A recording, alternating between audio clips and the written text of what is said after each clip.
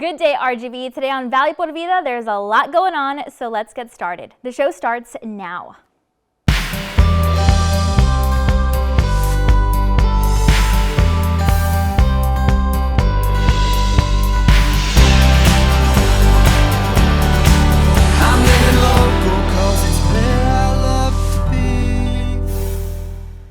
Hey there, and thanks again for joining us today. I'm your host, Danielle Banda, and I've got a question for you. Did you know that it's National Pet Month? If you didn't know already, here's some proof positive news for you. Kuru Footwear surveyed 1,000 pet parents, and they found that man's best friend and their owners actually walk 1,560 miles per year. That's right, and apparently the best time to go dog spotting is between 9 and 11 in the morning.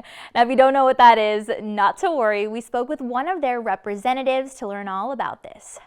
So Kuru Footwear's mission is really to help people live their lives to the fullest without the obstacle of foot pain. So for a lot of people, obviously our pets are a huge part of our lives. So for National Pet Month, we thought that it would be super fun to survey dog owners and figure out just how far we're walking with our dogs each year. Absolutely. So let's break it down because it really adds up over time. So we found that on average, dog owners are walking 30 miles with their dogs every week, and they're actually getting about 4,500 extra steps in per week than the average American. So over the course of a year, this adds up to 1,560 miles. So I'm sure most people are familiar with bird watching. Dog spotting is very similar, but for dogs. I'm not sure about you, but whenever I see a dog, my day gets 100 times better. So when we ran our survey, we found that the most popular time of day for people to walk their dogs was between 9 a.m. and 11 a.m. So for people who want more dogs in their life, that's the best time to go outside because more dogs will be out and about on their walks for the day. So in closing, whether you're a dog walker or you just love dogs, be sure to check out Kuru Footwear, especially if you have foot pain or you just want a really comfortable pair of shoes.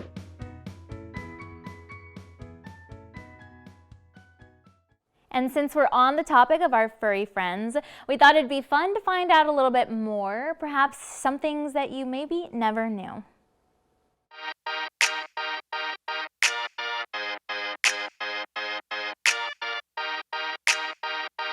According to animalmedical.org, 94% of pet owners say that their furry friend really does make them smile at least once a day, no matter how bad or good a day they're having, which of course is amazing. And you remember Charles M. Schulz's Peanuts comic strip, right? Well, in case you didn't know, Snoopy is a beagle, of course, and a pretty cute one at that. The site also says that a beagle, and all dogs really, have a smell that is 1,000 times greater than our own as a human. I mean, I knew dogs had a better sense of smell than us, but I didn't really know it was 1,000 times better. And apparently, 9% of dog owners are most likely going to be throwing a birthday party for their pet. I mean, I know for sure that this relates to me. It's just fun, and we hope that our pets know that we care. And an interesting fact, the site also says that dogs have 28 baby teeth and 42 permanent teeth. So if we compare that to us humans, like we did with their sense of smell, then we'd see that most people usually have about 32 teeth. So, dogs definitely do have a larger set of chompers than we do. But what about our cats, right? Well, according to the site, they've got a unique set of ears and whiskers. While we have 32 teeth in our mouth, our feline friends have about 32 muscles in their ears alone. Of course, we know that their hearing is usually pretty on point, and they can hear every little thing, and those 32 muscles work together to make that happen.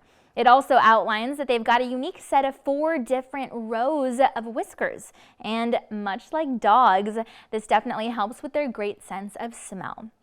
But what's really interesting about their body makeup is that they've actually got no collarbone. If you've ever noticed that your cats are super flexible, well, part of the reason why is because of this. You've also probably noticed that they spend about 30% of their time grooming themselves. The site says that this is because they're pretty just, independent pets. They like their space and they can take care of themselves as long as you just give them what they need. They're actually so keen on what's going on around them that their powerful sense of whiskers can detect even the slightest change in air current. It's crazy to think about, but their senses are that sensitive, making them pretty smart animals. But while we love our dogs and our cats, some pets are a little less furry and maybe just a bit more exotic, right? Take fleas. I know it sounds a bit random, but there are some folks who like to dedicate their love and care to insect collections. And fleas are apparently interesting because according to the site, they can jump 350 times their body length. Pretty talented little guys. And then there are bird watchers, of course, and bird watchers, many of who have hummingbirds at home, and that species of bird actually is the only type that have the ability to fly backwards. It's pretty cool. And while reptiles are often pets for many, some are really only pets for zookeepers like crocodiles. And of course, animal professionals, they show their love and their care for creatures like this as, we do tend to our furry animals at home. Crocodiles are interesting though because they actually cannot stick their tongue out. I know it's kind of hard to notice since, we don't typically see these creatures on a daily basis, but the site says that this is a unique fact about them. And lastly, many people love to have aquariums at home with all kinds of fish. If they happen to have any type of starfish, though, you might be surprised to know that these marine species are actually not as smart as our canines or felines like we were talking about earlier. And this is because they don't have a brain. So if you didn't know, now you do. I don't know about you, but I remember the starfish from, Finding Nemo, and he seemed pretty smart to me. Nonetheless, it's interesting to know about these fun facts applied to real-life sea creatures. There's actually a lot of movies out there that involve animals and marine life, and hey, even Jurassic time creatures or make-believe animals. There's pretty much a movie for any topic that you think of, hence a wide array of genres when it comes to the entertainment industry. But what's on the big screen currently? Well, we've got Nexstar's Dean Richards with all of the info.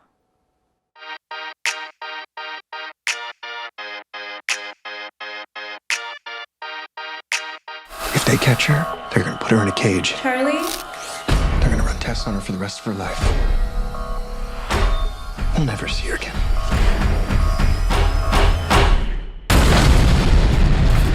New at the movies this weekend is the latest adaptation of the Stephen King novel Firestarter. Previously made into a movie back in 1984, once again, it's the story of a little girl who inherits her father's psychic abilities with the power to start fires.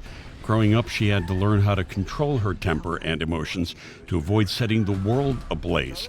When a secret government organization finds out about her, they set out to kidnap her and harness and control her powers. Average is about the best word I could use to describe Firestarter. Average story, average performances, average engagement with the audience.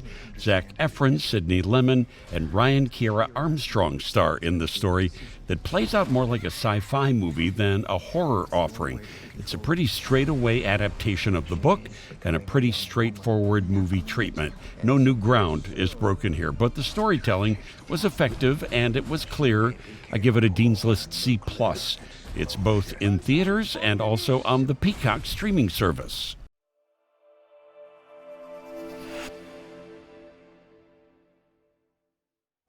And now that you got a pretty good idea of what you can plan on your watch list, we're going to go ahead and take a quick commercial break, and then we've got to look at your local weather updates. But stay tuned because Valley Puerto Vida is going to be right back. And we'll have some hurricane preparedness tips for you to keep in mind with an all-new safety check segment.